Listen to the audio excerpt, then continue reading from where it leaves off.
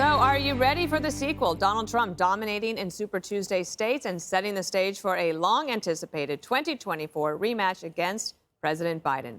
Trump's closest rival, Nikki Haley, bowing out of the race after losing every state but one. That was Vermont yesterday. She's refusing to directly endorse the former president right now. She says it is up to him to win over her supporters. Listen here. The time has now come to suspend my campaign.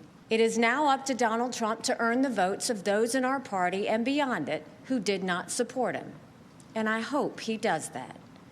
At its best, politics is about bringing people into your cause, not turning them away.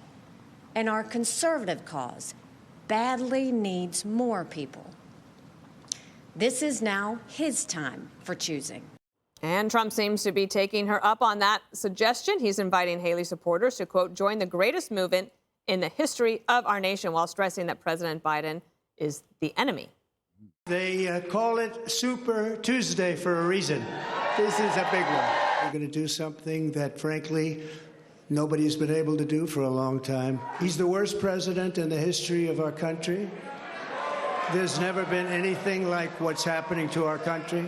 We're going to win this election because we have no choice. If we lose the election, we're not going to have a country left. And as for that rematch, will they debate again? Donald Trump is ready and posting this on his Truth Social site. He said, it is important for the good of our country that Joe Biden and I debate issues that are so vital to America and the American people. Therefore, I am calling for debates anytime, anywhere, any place. The White House isn't too sure about that. It's possible that there will be no Joe Biden, Donald Trump debates. Is that what you? Is that what you're excited about? Is that what you want to see? Because you keep asking me. You've asked me about 3, 4, 5 different times in different ways, and I've said. How would President Biden do in a debate? I'm not asking a question about a specific debate. I'm just asking how would he do in a debate? I know it's been 4 years since he's done it. You literally saw just last year, back in January 2023, at the last State of the Union, take on Republicans during giving a major speech. He took them on as they were heckling him. Okay, let's take it around the table. Start with you, Greg. Well, she acts like asking about the debate is like it's some kind of petty question. It's like the most important question. Is he going to face off against Trump? Why is Trump doing so well? The Democrats. That's why. They have bad policy and no error correction.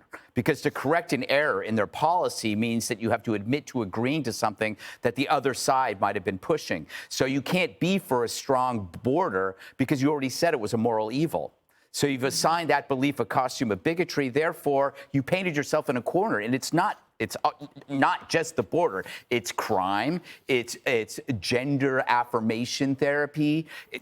On every issue, they have filled it with some kind of moral outrage. So now they can't back away from it.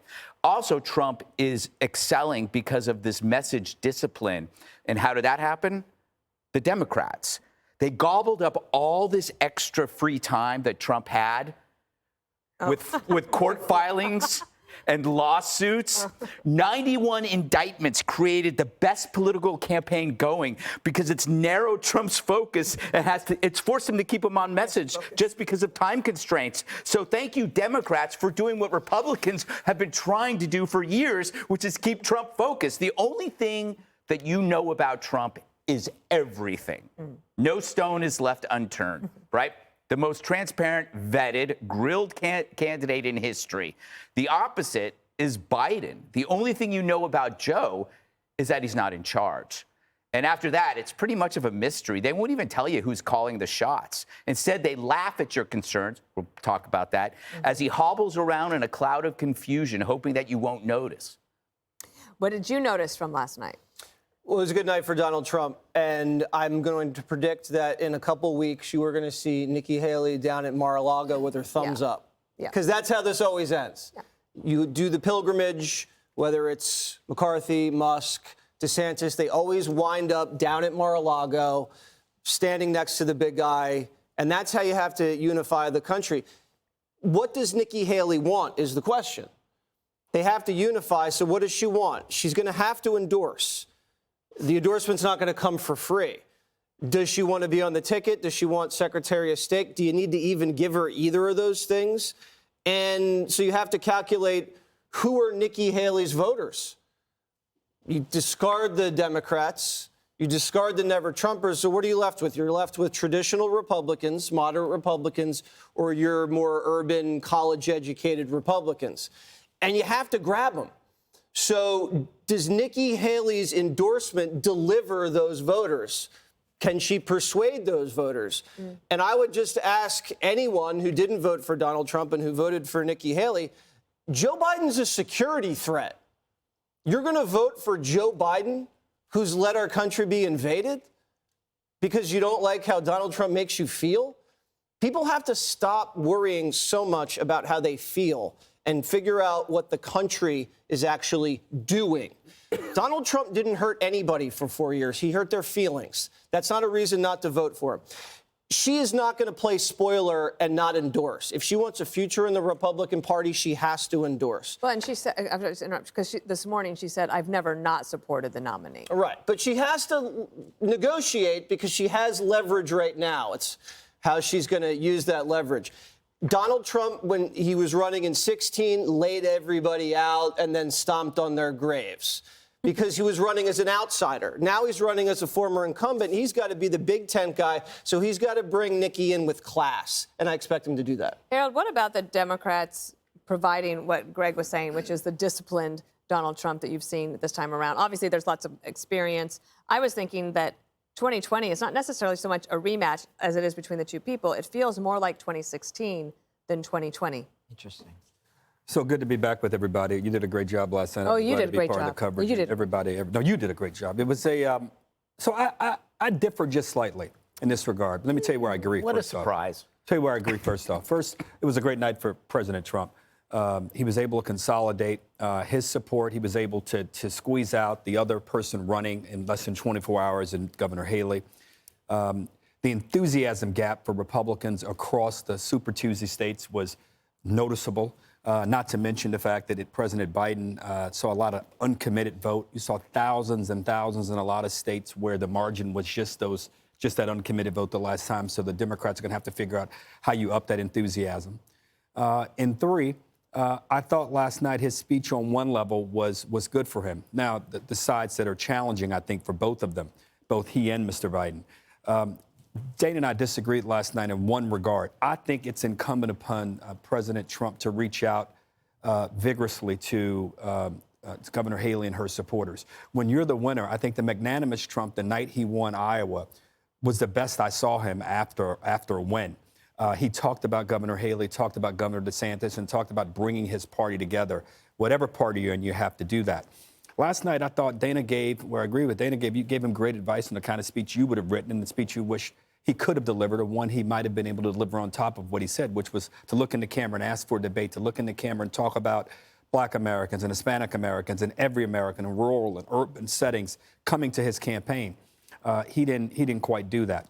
Now we shift to tomorrow, and it's Biden's turn. Biden, be interesting to see what he does with the opportunity tomorrow. I think you laid a lot of that out well last night, Dan. You said he'll talk about the border. He'll blame Republicans for things. I think he's going to have to do a little more. And the judge, you and I have talked about this on the show. I think he's going to have to talk about signing an executive order. I think he should sign it before the speech, not just because of the politics, but because I think it'd be great for the country, and then challenge the Congress to do more. But let's get back to President Trump. Good night, strong night. Governor Haley's out of the race now, but I think you have to reach out more to her team if you want to see that party come together, and you want the Haley supporters, whether they're never-Trumpers, whether they're moderate Republicans, or whether they are traditional Republicans, Bush Republicans who may not be able to stomach President Trump. You got to reach out to them in an aggressive way when you're the winner, whether you're Democrat or Republican. I think that our disagreement was just about who should call who. Haley should call Trump, or Trump should call Haley. I do think that he should reach out to the voters. I agree, but I don't think anyone should. He should be calling her, and not the other way around. I disagree. Okay. Right. I disagree too. But you know, one of the things that we've seen with Democrats is they are always united no matter what. They are united to the point where they've lost their credibility by saying, you know, this guy is wonderful. He's going to be great as a president again. You know, he's got so much energy. He's got it all together. And, you know, to the point where I think they actually actually have lost their own credibility. That's how united they are. They'll put their own believability on the line. And among independents, only 20% think that Biden has unified the country. Right now, Donald Trump has the opportunity to bring in those disappointed individuals who want a more unified country. Now, as it relates to Nikki Haley, you know, I'm disappointed because I was very complimentary of her in the beginning. I thought she talked about issues that other people couldn't articulate as well as she did.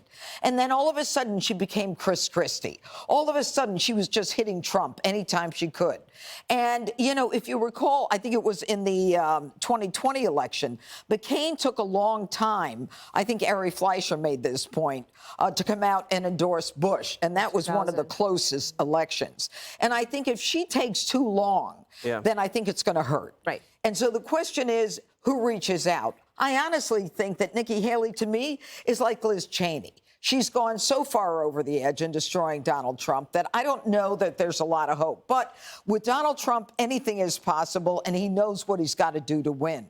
And finally, only 26% of people think that Joe Biden has the mental capacity to serve another election. And so feeding right into that is the necessity that the American people demand a debate. Because the only way he's going to show that he has the mental competence is to debate. And he can't do it, and they know he can't. We'll see what they, after tomorrow's State of the Union performance, how that goes. Click here to subscribe to the Fox News YouTube page to catch our hottest interviews and most compelling analysis. You won't get it anywhere else.